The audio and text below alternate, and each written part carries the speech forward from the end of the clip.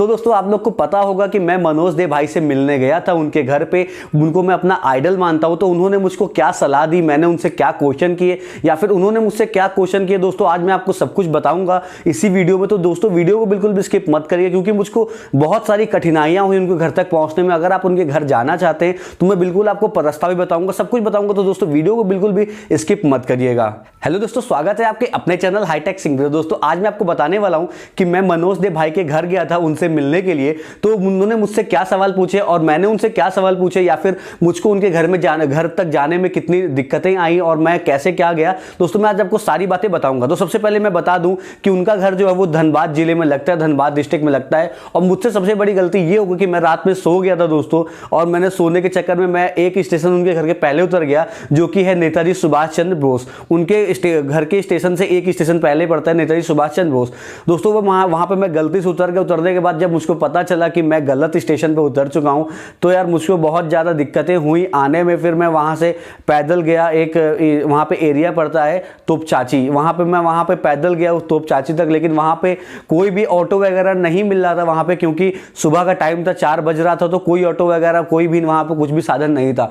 तो लेकिन एक बंदे ने मुझको लिफ्ट दी और उन्होंने मुझको वो धनबाद तक मुझको वो छोड़ने गए। उनका नाम तो नहीं पता, खैर मुझको वो धनबाद तक मुझको उन्होंने छोड़ा, क्योंकि वो किसी को स्टेशन तक आए थे ड्रॉप करने। उसके बाद उनका घर धनबाद में था, तो वो धनबाद तक मुझको छोड़ने गए। छोड़ने के बाद दोस्तों फिर उन्होंने मुझको बताया कि यहाँ से झरिया जाने का रास्ता क्या है। तो उन्होंने मुझको टैक्सी वगैरह पकड़ा दिया, टेम्पो वगैरह पकड़ाया। फिर मैं वहाँ पे बैठ के मैं झरिया चला गया। झरिया के बाद सबसे ज़्यादा दिक्कत मुझको आई क्या कि मैं उनका घर ही नहीं ढूंढ पा रहा था। मैंने काफ़ी सारी वीडियो देखी वहाँ पे बैठ के, मैं चाय की दुकान में बैठ के मैंने 4-5 गिलास कम से कम चाय पी, और चाय पीने के बाद भी मैं उनका घर नहीं ढूंढ पा रहा था कि उनका घर किधर है। कोई बता रहा था कि इधर है, कोई बता रहा उधर है, कुछ बच्चे बता रहे कि वो यहाँ नहीं रहते हैं, अब कहीं बाहर रहते हैं। तो मुझको बहुत ज़्यादा कन्फ्यूजन हो गई थी। तो मैंने सोचा कि यार अब तो मिल नहीं पाएंगे उनसे, इसलिए क्योंकि हमको इतना पता ही नहीं था। धनबाद बहुत बड़ा, उस पर से झरिया भी बहुत बड़ा। तो मैंने सोचा कि पूरा आशा मैंने छोड़ दिया कि मैं उनसे मिल नहीं पाऊंगा।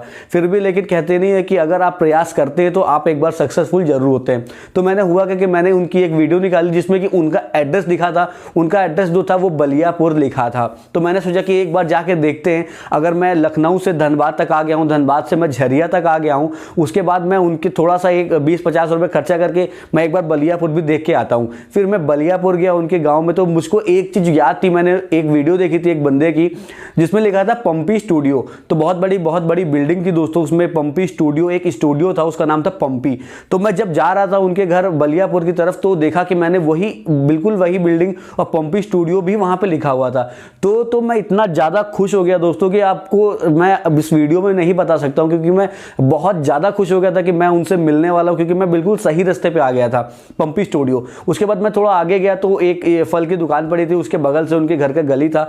तो मैं दोस्तों फिर उस फल की दुकान पर मैं खड़ा हुआ। फिर मैंने सोचा कि अब तो कुछ लोग से मैं पूछा कि मैंने भाई कि यहाँ पे मनोज भाई कहाँ रहते हैं। तो शायद एक और मनोज वहाँ पे कोई फेमस होंगे, तो उनका घर 2 किलोमीटर दूर था। लेकिन जो मनोज दे भाई थे उनका घर सिर्फ 10-20 मीटर दूरी पे था, 10-15 मकान छोड़ के उनका घर था। तो मैंने फिर एक बूढ़े अवले की चाचा जी थे, उनको मैंने फोटो दिखाई कि भाई इनका घर जाना है, इनके घर जाना है, मनोज नाम है इनका। तो इन्होंने मुझको उनके घर तक छोड़ा। अब बात आती है कि मैं मनोज दे से पहला बार जब मिला तो मुझको क्या मिला, कि मुझको क्या एहसास हुआ।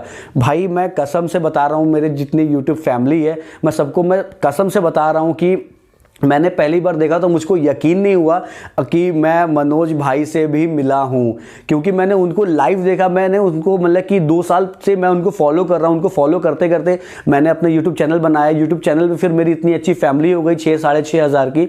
और फिर मैंने उनको जब लाइव देखा तो दोस्तों मुझको बिल्कुल भी यकीन नहीं हुआ कि ये मनोज दे हैं। लेकिन फिर मुझको धीरे धीरे मैं यकीन करने लगा कि हाँ भाई यही मनोज भाई हैं।